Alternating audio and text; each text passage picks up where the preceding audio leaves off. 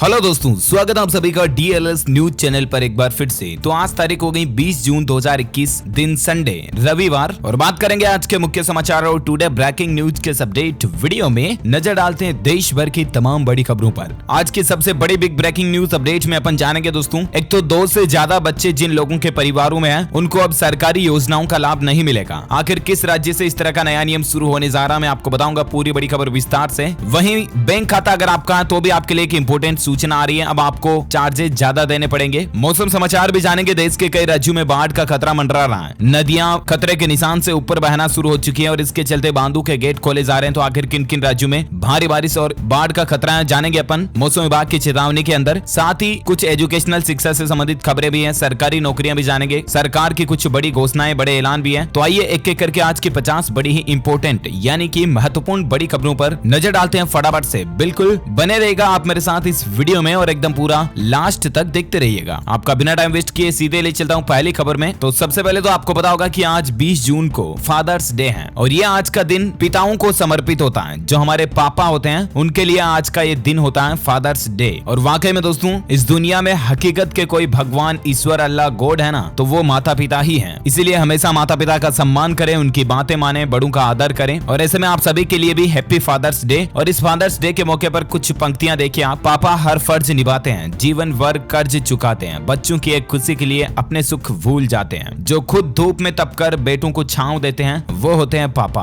और इस fathers day के मौके पर देखिए दोस्तों, भारतीय स्टेट बैंक यानी कि एसबीआई ने कुछ ऑफर्स भी निकाले हैं। igp.com, वो जूमिन, इन जगहों पर अगर आप आज ऑनलाइन शॉपिंग करोगे तो आपको कुछ एक्स्ट्रा डिस्काउंट वगैरह मिलेंगे, जिनकी डिटेल्स आप स्क्रीन पर देख सकते हैं। एसबीआई की जब बात हो रही दोस्तों, तो भारतीय स्टेट बैंक यानी कि एसबीआई 1 जुलाई से एटीएम पर पैसा निकालने को लेकर और भी कुछ अपने बैंकिंग रूल्स में बदलाव करने जा रहा है। एसबीआई में अगर आपका खाता है तो 1 जुलाई से आपको एटीएम से कैश निकालने पर अब चार्जेस ज्यादा देने पड़ेंगे। नए नियम के मुताबिक दोस्तों, 1 जुलाई के बाद एटीएम से नकद निकालने पर बैंक 15 रुपए प्लस जीएसटी चार्ज वसूल सकता है। वहीं एसबीआई के बीएसबीडी खाताधारक अगर नई चेकबुक लेंगे 1 जुलाई के बाद, तो 10 पन्ना वाली चेकबुक के लिए उनको 40 रुपए प्लस जीएसटी देना पड़ेगा। और वहीं 25 चेक वाली चेकबुक लेने के लिए अब आपको 75 रुपए प्लस जीएसटी चार्जेस देना पड़ेगा। तो ये कुछ रूल्स एसबीआई 1 जुलाई से बदलने जा रहा है। ओके, चलिए अगली बड़ी खबर देखिए। घर पर बच्चों की पढ़ाई में आप ऐसे मदद कर सकते हैं। शिक्षा मंत्रालय ने पेरेंट्स के लिए गाइडलाइंस जारी की है, यानी कि घर पर ही माता पिता अपने बच्चों को आजकल पढ़ाई करवा रहे हैं, लॉकडाउन वगैरह चल ही रहा। तो इसके लिए हमारे भारत के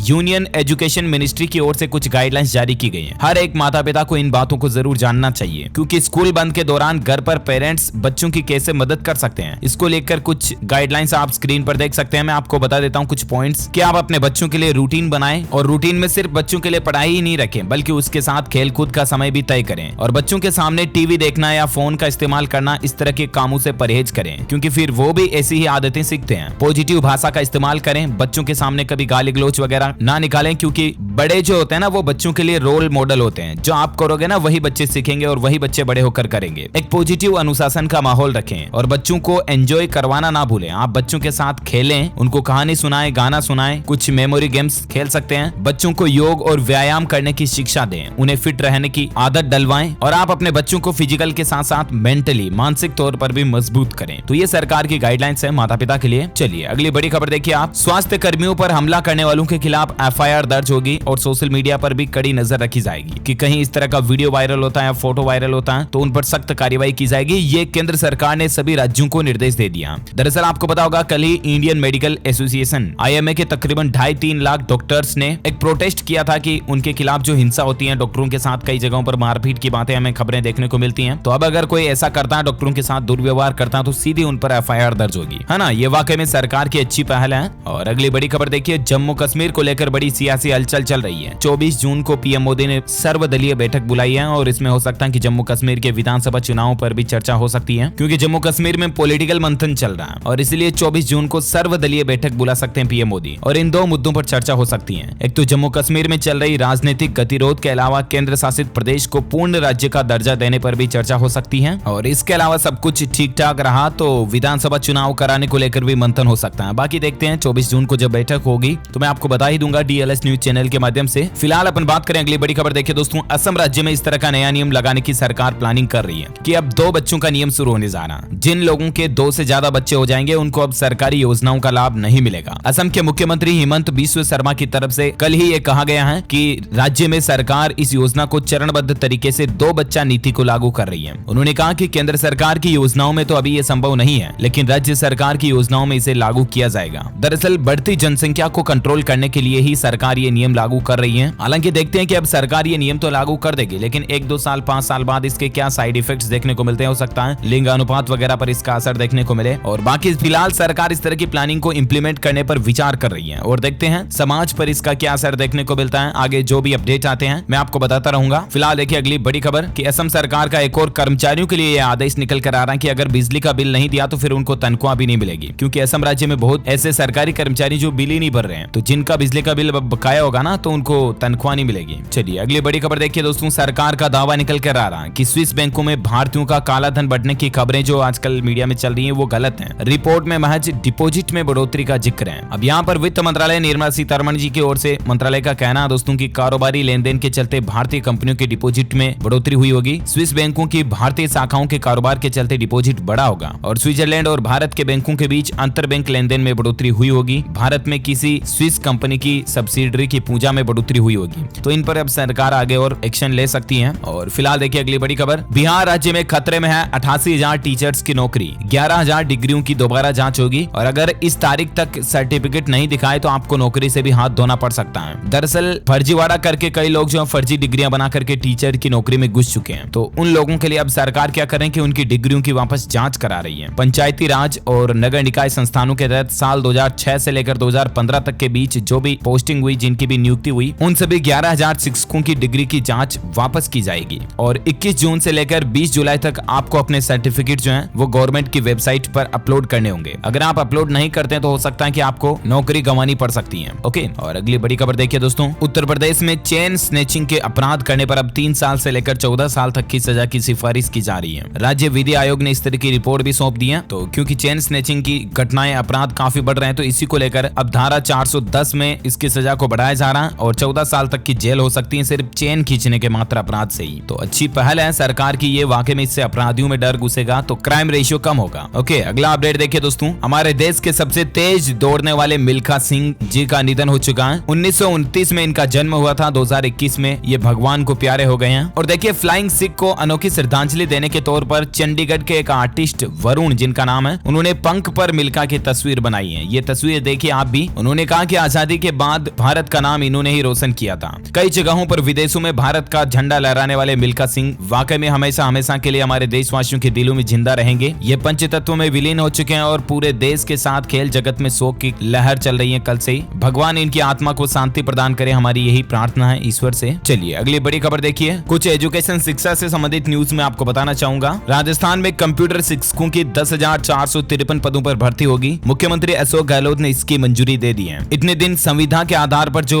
अस्थायी कंप्यूटर शिक्षक हैं, उनकी जगहों पर अब परमानेंट भर्ती की जाएगी। तकरीबन 10,453 पदों पर जल्द ही कंप्यूटर टीचर्स की वैकेंसी आने वाली है, ठीक है ना। तो राजस्थान के सभी स्टूडेंट्स तैयारी करना शुरू कर दें। इसका जब भी गवर्नमेंट की तरफ से ऑफिशियल नोटिफिकेशन आएगा ना, मैं आपको पीडीएफ डिटेल्स बता दूंगा, क्या कुछ लास्ट डेट वगैरह रहती है और क्या एप्लीकेशन फॉर्म प्रोसेस रहेगी, सब जान लेंगे अपन, ठीक है ना। फिलहाल देखिए अगली बड़ी खबर, कोरोना महामारी के चलते रद्द कर दी गई त्रिपुरा माध्यमिक शिक्षा बोर्ड की 10वीं और 12वीं की परीक्षाओं को भी रद्द कर दिया। अच्छा, इसके अलावा 20 जुलाई को 10वीं का रिजल्ट आने जा रहा है वेस्ट बंगाल बोर्ड का। 12वीं का कब आएगा तो इसको लेकर भी अपडेट है। 10वीं क्लास के रिजल्ट जो है वो 20 जुलाई को जारी किए जाएंगे और 12वीं के रिजल्ट भी जुलाई के अंत तक आने की संभावना है। एजुकेशन पर और एक खबर देखिए, उड़ीसा में होगी यूजी पीजी की फाइनल परीक्षा। उच्च शिक्षा मंत्री अरुण साहू ने इस तरह का ऐलान कर दिया कि यूजी पीजी के एग्जाम को रद्द नहीं किया जाएगा, फाइनल परीक्षाओं को, है ना। और अगली खबर देखिए दोस्तों, पंजाब बोर्ड ने भी 12वीं की परीक्षा को रद्द कर दिया। पंजाब के शिक्षा मंत्री विजय इंदर सिंगला ने इस बात की घोषणा कर दी है। साथ ही खबर देखिए, सीबीएसई के 12वीं के अब प्राइवेट छात्र भी सुप्रीम कोर्ट पहुंच चुके हैं। प्राइवेट सेकंड कंपार्टमेंट परीक्षा को भी निरस्त करने की गुहार लगा रहे हैं। अब देखते हैं माननीय उच्च न्यायालय सुप्रीम कोर्ट की तरफ से इस पर क्या अपडेट आता, मैं आपको बता दूंगा। और एक खबर देखिए आप, उत्तर प्रदेश में 69,000 शिक्षक भर्ती पर अपडेट है कि चयनित हुए शिक्षकों के लिए खुशखबरी है। उनको 30 जून को नियुक्ति पत्र मिल जाएगा। जो वो 69,000 टीचर्स में जो कैंडिडेट्स चयनित हुए ना, उनको अब 30 जून तक नियुक्ति पत्र जारी कर दिए जाएंगे। ओके, तो ये तो रहे कुछ आज के एजुकेशनल अपडेट्स। और अब अपन नजर डाले तो दोस्तों मौसम समाचार पर। देश में क्या कुछ मानसून का हलचल चल रहा है, तो देखिए तेजी से मानसून आगे बढ़ रहा है। उत्तर प्रदेश, बिहार, दिल्ली समेत कई हिस्सों के लिए आईएमडी का अलर्ट जारी हो चुका है। बारिश से देश में कई जगहों पर हालात क्या चल रहे हैं देखिए आप। भारी बारिश के चलते बद्रीनाथ और केदारनाथ हाईवे भी बंद पड़ा है। सड़क से मलबा हटाने में विभाग के पसीने छूट रहे हैं, क्योंकि क्योंकि भारी बारिश के चलते भूस्खलन हुआ और हाईवे जाम हो गया। साथ ही अपडेट देखिए, उत्तर भारत में 20 जून के बाद बारिश का अलर्ट है। बिहार झारखंड में मानसूनी बारिश जारी है, रेड अलर्ट अभी भी घोषित किया हुआ है। उत्तर भारत में 20 जून के बाद बारिश शुरू हो जाएगी और 22 से 26 जून के बीच लगभग पूरे भारत में मानसून पहुंचने की संभावना है, जबकि बिहार और झारखंड में भारी बारिश ने अभी भी आफत मचा रखी है। देखिए आप, पहाड़ों में लगातार हो रही बारिश से नदियां उफान पर चल रही हैं। पौड़ी में एसडीआरएफ को लेकर अलर्ट रहने के भी निर्देश जारी किए गए हैं। मौसम विभाग की भविष्यवाणी निकल कर आ रही है कि अगले 2 दिनों तक उत्तर भारत में भारी बारिश होगी। साथ ही देखिए दोस्तों, बिहार में गंडक नदी में उफान के चलते अब मधुबनी और भिथा ब्लॉक को जोड़ने वाले अप्रोच रोड को भी तोड़ दिया गया। दर्जनों गाँव के लोग पलायन को मजबूर हो रहे हैं। बिहार में बहुत ज्यादा बाढ़ के हालात चल रहे हैं। देखिए अब खबर, बिहार में गंडक नदी के बाद दोस्तों अब कमला नदी भी खतरे के निशान पर पहुंच चुकी है। संपूर्ण भारत का आज 20 जून 2021 का मौसम पूर्वानुमान आखिर क्या कहता है, तो आपको बता दूं, अगले 24 घंटों के दौरान उड़ीसा, पश्चिम बंगाल, दक्षिण कोंकण, गोवा, तटीय कर्नाटक और पूर्वी उत्तर प्रदेश में मध्यम से भारी बारिश हो सकती है। वहीं पूर्वोत्तर भारत, सिक्किम, बिहार, झारखंड, पूर्वी मध्य प्रदेश, उत्तर प्रदेश, उत्तराखंड, उत्तरी कोंकण, गोवा, केरल, गुजरात, छत्तीसगढ़, हिमाचल प्रदेश, राजस्थान, मध्य प्रदेश, तटीय उड़ीसा, महाराष्ट्र और आंतरिक कर्नाटक में भी आपको हल्की से मध्यम बारिश देखने को मिल सकती है। ओके, तो ये तो रहा अगले 24 से 48 घंटों के दौरान का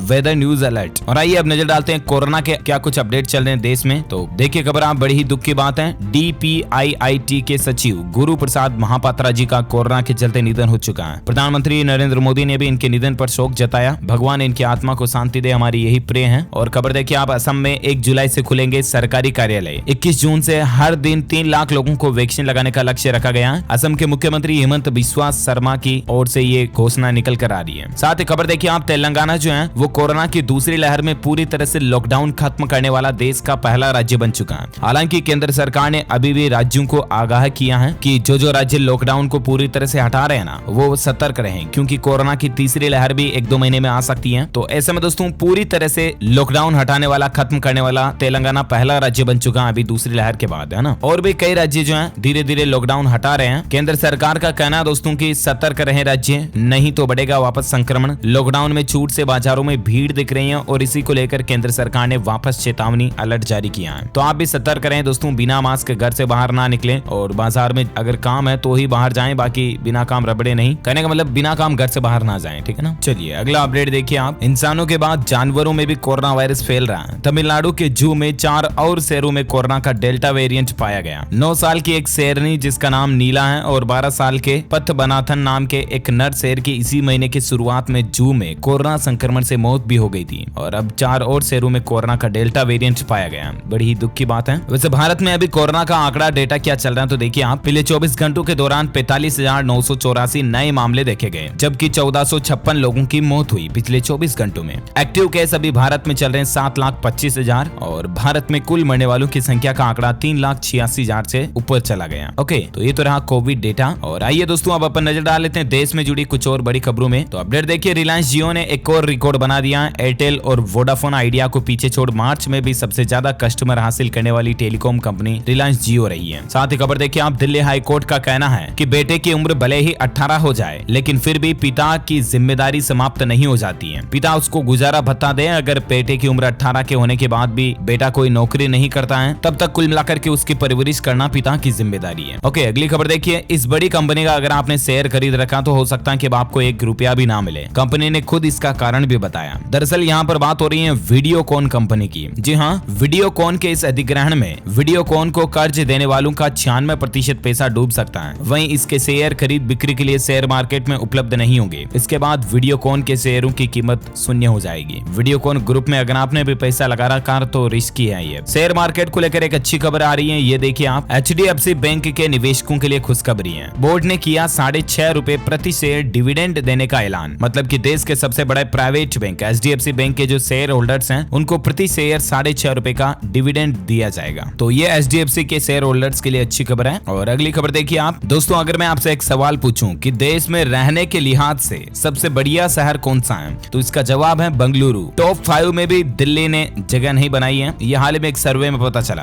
कि रहने के लिहाज से यानी कि प्रदूषण वगैरह बेंगलुरु शहर में काफी कम है। देश का नंबर 1 शहर है ये। अगली खबर देखिए दोस्तों, ऑडी कंपनी ने बड़ा फैसला लिया कि इस साल से ये कंपनी जो है ना, हमेशा के लिए अपनी पेट्रोल और डीजल कारों को बंद करने जा रही है। और ऑडी कंपनी की अब आपको 2022 से ही सिर्फ और सिर्फ इलेक्ट्रिक मॉडल की कारें ही देखने को मिलेगी। ओके, अगली खबर देखिए दोस्तों, उत्तर प्रदेश में हर उम्र के लोगों को योग से जोड़ने की पहल शुरू की जा रही है। 185 योग वेलनेस सेंटर पर ऑनलाइन लोगों को ट्रेनिंग भी दी जा रही है। तो ये योगी सरकार की अच्छी पहल है वाकई में। आपको पता होगा 21 जून जो कि साल का सबसे बड़ा दिन भी होता है और इस दिन को अंतर्राष्ट्रीय योग दिवस के रूप में भी मनाते हैं। तो हम सभी भी मनाएंगे, कल 21 जून है। चलिए अगली खबर देखिए आप। असम में 24 घंटों के अंदर 5वीं बार भूकंप के झटके महसूस किए गए। 30 किलोमीटर की गहराई पर भूकंप का सेंटर था, लेकिन भगवान की गनीमत रही दोस्तों की जान माल का नुकसान नहीं हुआ। साथ ही खबर देखिए यमुना में अमोनिया का प्रदूषण लेवल बढ़ रहा है और दिल्ली के इन 20 इलाकों में 20 जून तक पानी की सप्लाई भी इसके कारण बाधित रह सकती है। कौन कौन से इलाकों में यहाँ पर नाम दिए गए लिस्ट आप देख सकते हैं। वहीं खबर देखिए असम में पैदा हुआ 5 किलो 200 ग्राम वजनी बच्चा।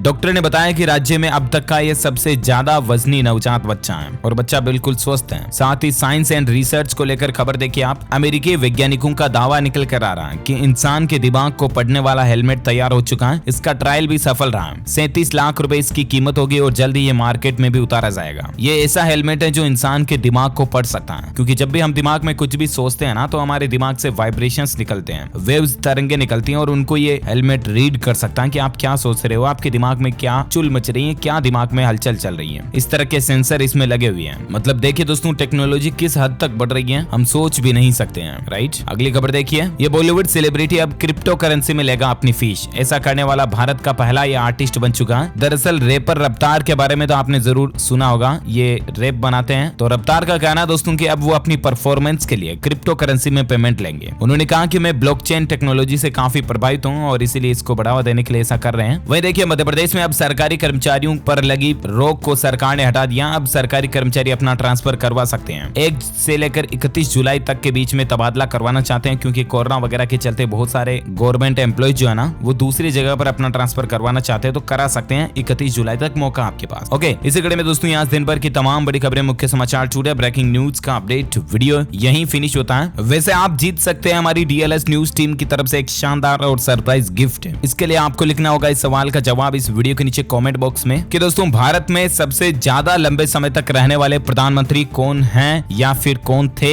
जिन्होंने सबसे ज्यादा लंबे समय तक पीएम पद पर कार्यभार संभाला। कमेंट करके बताइए मुझे। जो लोग इसका सही जवाब इस वीडियो के नीचे कमेंट बॉक्स में देंगे ना वो रैंडमली सेलेक्ट किए जाएंगे हमारी डीएलएस न्यूज टीम की तरफ से और आप जीत सकते हैं एक शानदार सरप्राइज गिफ्ट, जिसमें mobile, computer, laptop, tablet, PC, gadgets, smart watch, कुछ भी आपको जीतने का मौका मिलेगा। तो अभी लिखिए, कमेंट करिए एक शानदार अच्छा सा और इस वीडियो को लाइक भी करें, शेयर भी करना अपने दोस्तों के साथ फेसबुक और व्हाट्सएप पर। और आप हमारे चैनल डीएलएस न्यूज को सब्सक्राइब करके बेल आइकॉन भी जरूर दबा देना, ताकि आपको रोजाना के ताजा अपडेट्स तुरंत आपके मोबाइल पर मिलते रहेंगे। ओके, मिलेंगे अगले नेक्स्ट अपडेट में। तब तक के लिए ख्याल रखिएगा आप अपने आप का, अपने परिवार का भी। Thank you, take care, good bye, जय हिंद, जय भारत, वंदे मातरम।